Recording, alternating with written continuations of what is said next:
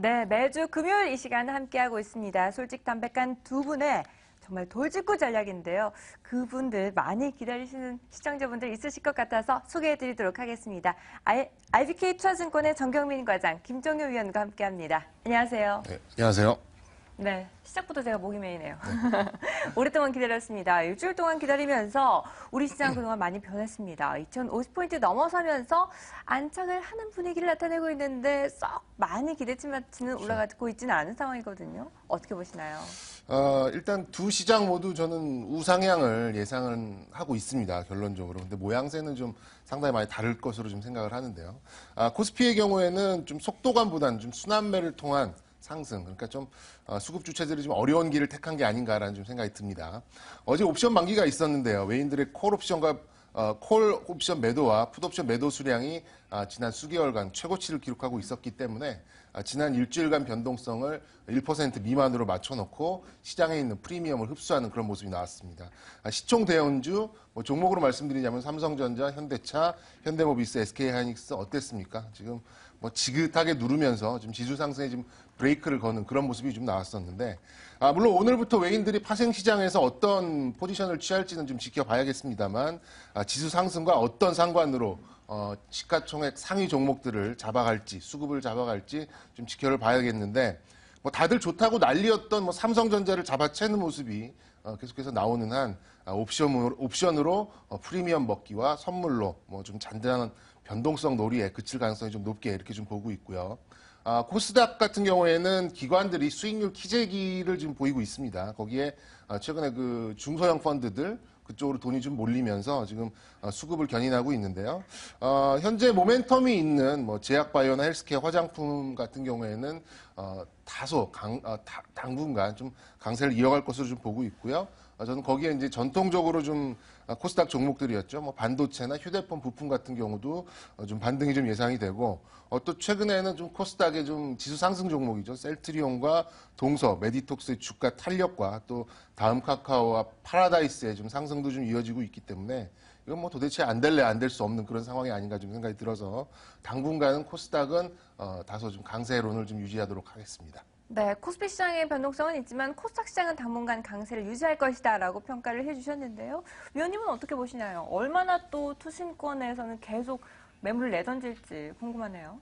네, 일단 크게 봤을 때 이제 우리가 이렇게 봐야 될 것 같아요. 네. 코스닥 시장은 솔직히 예측 불가능이고요. 네네. 그다음에 코스피 시장은 저는 항상 말씀드리지만 그렇게 만족할 만한 속도는 쉽게 나오지 않는다. 그런데 이제 종목 선택에 따라서 워낙 다르기 때문에 종목 선택에 계속 주목해보자라는 결론부터 계속 말씀드리고 싶고요. 일단 우리가 이제 지금부터 확인해야 될 것은 대형주 실적에 대한 신뢰입니다. 그래서 지금까지 한 9분기 정도 애널리스트들의 실적 추정이 단 한 번도 맞은 적이 없기 때문에 그래서 이번 분기에는 좀 제대로 맞추고 있는가, 그리고 이렇게 낮춰놓은 실적을 기업들이 만족시키는가에 대한 확인이 좀 필요하고요. 그렇게 본다면 이제 시장의 중심이 코스닥에서 코스피로 이전될 수 있겠죠. 그 이전은 좀 힘들 것 같고요. 그다음에 또 하나 이제 외국인들의 수급 연속성인데 저는 개인적으로 들어와 봐야 상반기 정도로 보고 있거든요. 하반기부터 만약에 미국의 금리 인상 이런 것들이 나타나게 되면 이머징 마켓 전반에 대한 시각, 한국이 안 좋아서가 아니라 이머징 마켓에 대한 전반적인 시각이 바뀔 수 있기 때문에 이와 관련된 부담감도 가져갈 필요가 있겠고요. 또 하나 이제 살펴볼 필요가 우리 시장보다 더 매력적인 해외 시장이 아직도 존재하고 있다는 것도 고려를 해봐야 될 것 같고요. 코스닥은 실적 확인 국면에서는 변동성이 오히려 커질 가능성이 있다는 거죠. 주가는 그동안 많이 올라왔는데 이게 정말 이제 성적표를 까보니까 시장이 기대했던 것보다 너무 못 미친다? 이러면 단기적으로 변동성이 높아질 수 있는 구간이기 때문에 이제 기존에 이제 화장품이나 이런 가지고 계신 분들은 전혀 걱정하실 필요가 없어요. 변동성이 커진다고 하더라도 100% 수익률이 한 90% 정도로 줄어드는 거거든요. 그럼 물론 배가 엄청 아프겠지만 100%에서 90% 정도 줄어드는 건 버틸 수 있단 말이죠.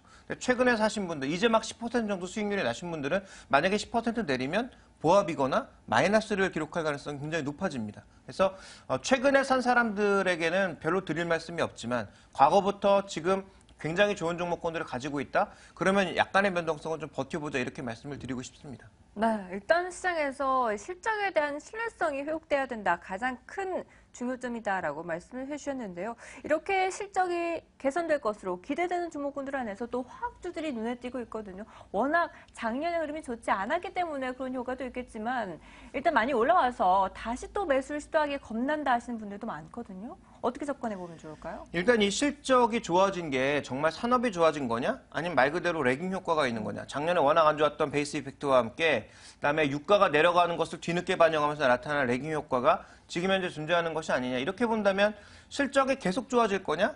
여기에 대해서는 다 물음표라는 거죠. 좀 전에 이제 우리가 화학업종 애널리스트들의 얘기도 들었습니다만 그렇게 본다면 저는 이들 종목에 대해서는 아주 길게 보는 게 아니라 뭐 3, 4년 정도 정말 길게 들고 가서 이 종목이랑 끝장을 보겠다. 뭐 이런 시각이라면 뭐 가져가셔도 되겠죠. 그런데 저는 뭐 그렇게 보진 않고 있기 때문에 이들 종목에 대해서는 여전히 뭐 트레이딩 관점 정도, 그다음에 가격에 상관없이 추가적인 반응에 나타났다가 이제 탄력이 줄어드는 모습을 보인다면 그때는 좀 비중을 줄이시는 게 맞지 않나라고 보고 있고요. 지금 유가 하락이 이들 종목의 어느 정도 압박 요인이었고 유가가 상승하게 되면 다시 뭐 좋아질 거 아니냐 이런 헛소리들을 하고 있는데 완전히 그건 헛소리라는 거죠. 만약 유가 올라가게 되면 지금 쉬고 있는 그 설비들을 대폭 가동시키면서 다시 또 공급 과잉으로 갈 가능성이 굉장히 높다라는 점을 고려를 해야 되겠죠. 그래서 저는 이들 종목에 대해서는 대형화, 전문화, 그리고 아예 이제 신소재 쪽으로 나가고 있는 이런 종목이 아니라면 저는 별로 그렇게 관심을 가질 필요가 없다라고 보고 있는데요. 지금 과장님께서 어떻게 보십니까? 제가 뭐 여러 가지 얘기들을 했는데. 네. 뭐 지난주는 우리가 포스코 얘기를 했는데 좀 비슷했잖아요. 근데 이번 주도 좀 많이 비슷합니다. 네, 예, 지금 허섯한 웃음을 짓고 서로 계시던데. 돌직구를 던져줘야 되는데 지금 캐치볼을 하고 두 있어가지고. 분 사이가 너무 좋으세요. 네. 일단 지난주에 좀 욕을 먹었습니다. 포스코를 제가 뭐 신랄하게 좀 속된 말로 좀 씹었는데 그간 주간 뭐 1만 원 정도가 올랐더라고요. 그래서 뭐 평소에 좀 베어리시하게 좀 이렇게 보수적으로 보고 있는 석유화학 섹터를 말씀드리기는 일단 좀 조심스럽긴 합니다. 그래도 뭐 저는 제 뜻을 굽힐 생각은 뭐 전혀 없습니다. 먼저 돌직구를 좀 던지라면 길어야 다음 분기 정도가 아닌가 좀 생각을 합니다. 석유화학이 지금 왜 올랐는가 직접적인 이유 세 가지를 놓고 보면 우리 김 의원께서 짚어주신 게 거의 다 좀 들어 있습니다. 우선 뭐 원유 하락으로 인한 이제 원재료 하락이죠. 뭐 소위 말하는 레깅 효과에 기인한다는 점인데 이게 이제 수요가 아닌 공급단의 구조적 변동에 의해서 나온 거기 때문에 굳이 뭐 마진이 어떻고 이익 추정이 어떻고 뭐 이렇게까지 뭐 계속 좋은 소리 붙여주기에는 수요가 너무 정체된 게 아닌가 저는 이렇게 좀 보고 있고요. 두 번째는 시장에서 정말 말하기 좋아하는 게 뭡니까? 뭐 기저효과 이런 거 되게 좋아하잖아요.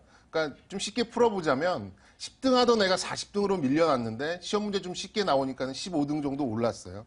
근데 이 다음 시험에도 뭐 이 상승을 지켜가면서 5등으로 오를 수 있느냐? 거기서 또 상을 줄 수 있느냐? 이제 이 문제라고 좀 볼 수 있겠고 마지막으로 이제 수급의 쏠림, 그러니까 시가총액 대형주를 뭐 기관들이 계속 버려냈는데 뭐 조금 아이러니한 것은 석유화학을 비롯한 뭐 정유 이런 관련 이런 섹터들을 기관들이 이보다도 낮은 가격에서 뭐 던져냈던 것들이 있거든요. 그렇게 본다 그러면 이 역시 매수세를 계속 이어가기에는 조금 버거운 것이 아닌가 좀 생각이 들어서 저도 조금 2주 연속 좀 보수적인 말씀을 좀 드려야 될 것 같습니다. 그 부분을 우리가 좀 얘기를 해봐야 될 것 같은데 기관들의 흐름이요. 네. 최근 들어서 정말 이런 경기 민감 소비재들을 경기 민감주들을 적극적으로 사면서 수익률 게임을 하고 있거든요.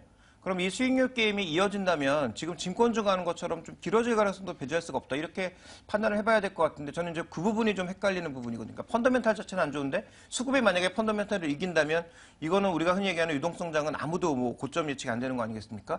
과장님께서는 어떻게 보시나요? 저는 아직 이 실적의 신뢰성이 연속성이 있을지 좀 뭐 의문이 좀 가거든요.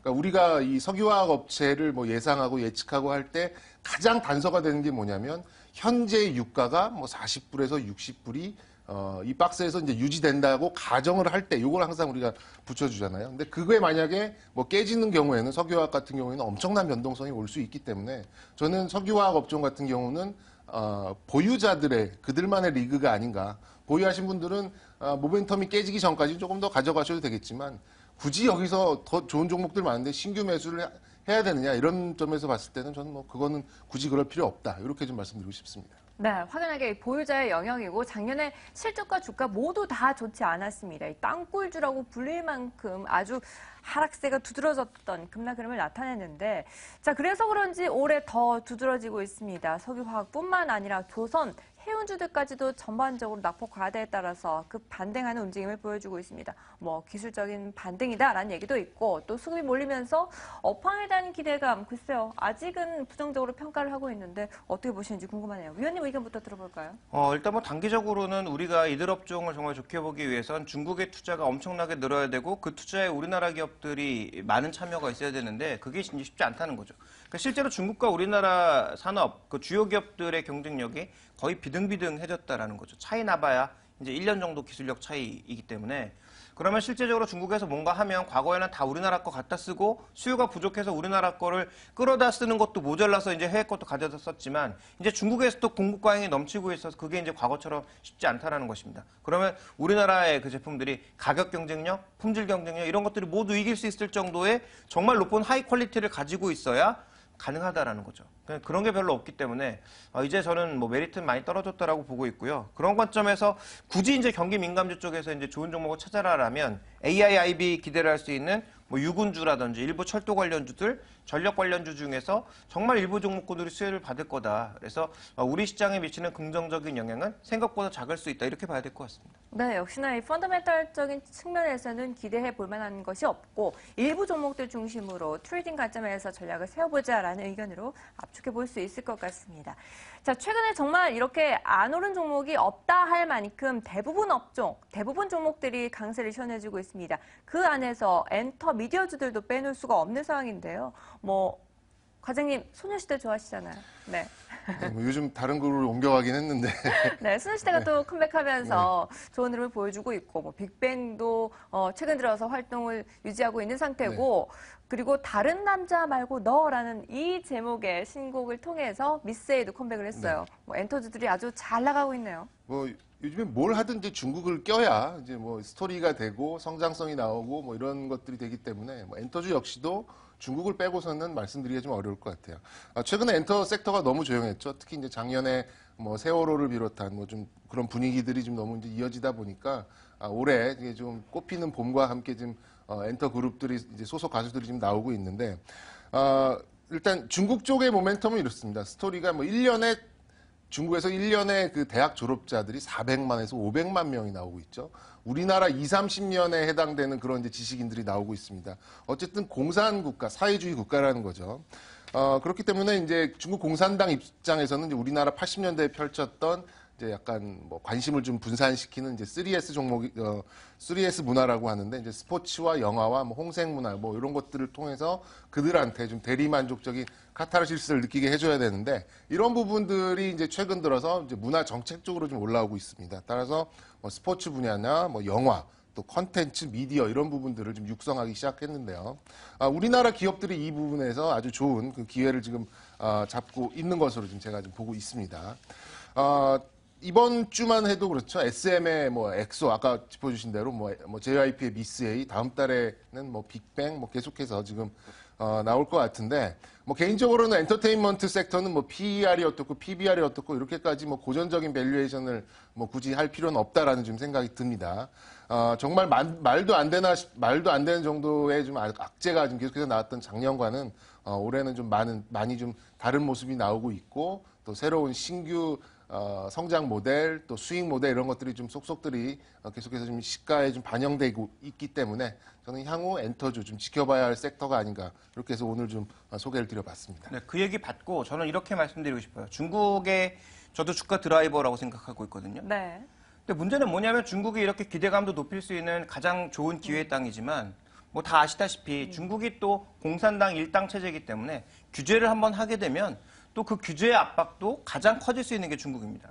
이게 완전 복불복이거든요. 그래서 이렇게 손바닥을 한번 뒤집을 수 있는 그 정책이 너무 쉬운 게 이제 중국이기 때문에 그리고 최근에 이제 트렌드를 조금 보시면요. 우리나라 드라마나 이런 걸 트는 비율을 점점 줄인다든지 그러니까 한류 콘텐츠가 너무 커지니까 이를 조금 제어하기 위한 그런 압박 요인들도 충분히 존재하고 있다.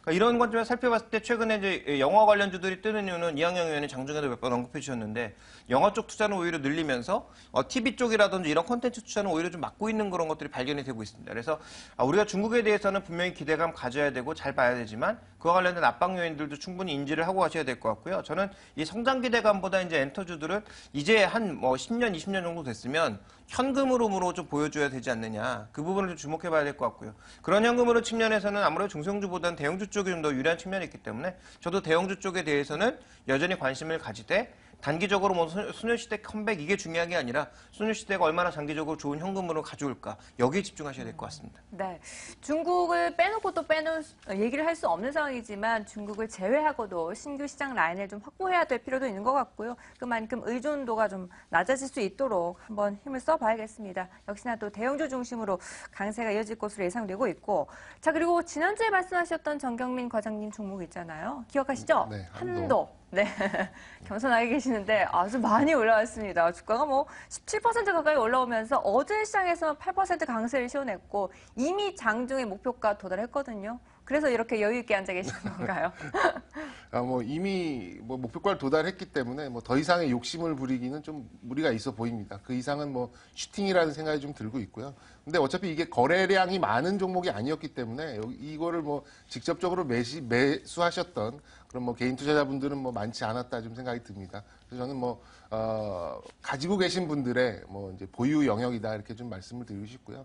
이제는 이제 매도를 통해서 좀 수익 실현하는 그런 기회로 잡으시기 바랍니다. 네, 이제는 수익 실현할 타이밍이다라고 보시고 계시는데, 자 이에 맞서서 또 돌직구를 던질 만한 종목 하나 던져주시죠.